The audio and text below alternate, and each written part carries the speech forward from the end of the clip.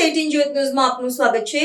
બોટાદમાં જૂની અદાવતનું ભયાનક પરિણામ, એક યુવાનનું ઘટના સ્થળે જ મોત, પોલીસ કાફલો દોડી ગયો। બોટાદ શહેરના ખસ રોડ પર આશરે 19 વર્ષીય યુવાનની થઈ હત્યા, તો અન્ય બે લોકોને ગંભીર ઇજા થતા એકને ભાવનગર ખસેડવામાં આવ્યો હતો અને એકને બોટાદ સબીહા હોસ્પિટલમાં સારવાર માટે ખસેડવામાં આવ્યો હતો। બોટાદ શહેરના ખસ રોડ પર જૂની અદાવતમાં સમાધાન માટે ભેગા થયા હોય સામા પક્ષે હુમલો કરતા હત્યા થયાની મળી રહી છે પ્રાથમિક માહિતી। હરપાલભાઈ રવુભાઈ ખાચર પર તીક્ષ્ણ હથિયાર વડે હુમલો કરતા ઘટના સ્થળે જ મોત નીપજ્યું, તો અક્ષયભાઈ રાજુભાઈ ખાચર આશરે ઉંમર વર્ષ 23ને ગંભીર ઇજા થતા સારવાર માટે ભાવનગર ખસેડવામાં આવ્યા। સતુભાઈ વલ્કુભાઈ બોરીચાને સારવાર માટે બોટાદની સબીયા હોસ્પિટલમાં સારવાર માટે ખસેડવામાં આવ્યા। ઘટનાની જાણ થતાં પોલીસ કાફલો ઘટના સ્થળ પર પહોંચ્યો। હુમલો કરનાર કોણ અને કેટલા લોકો હતા તે વિગત હજુ જાણવા મળી નથી। હત્યાને લઈ હાલ પોલીસ દ્વારા કાયદાકીય કાર્યવાહી હાથ ધરવામાં આવી।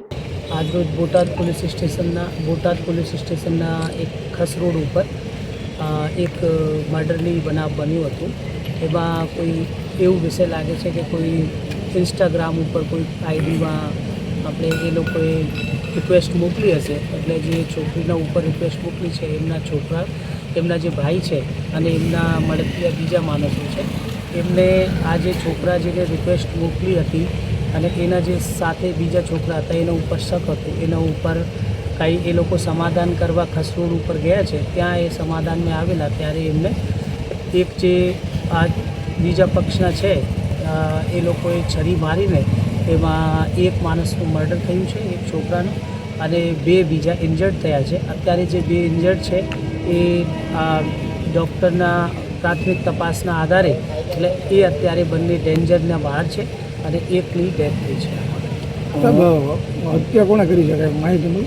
એમાં અત્યારે જે આપણે જે ઇન્જર્ડ માણસ છે એમને પૂછતા એમાં એક આરોપીનું નામ મળ્યું છે।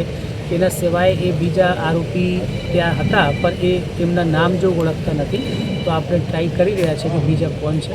એટલે જેને એવું આ મર્ડર કર્યું છે એ લોકોને તાત્કાલિક ધરપકડ કરવામાં આવશે। કેટલાક વ્યક્તિઓ હોય છે અંદાજે?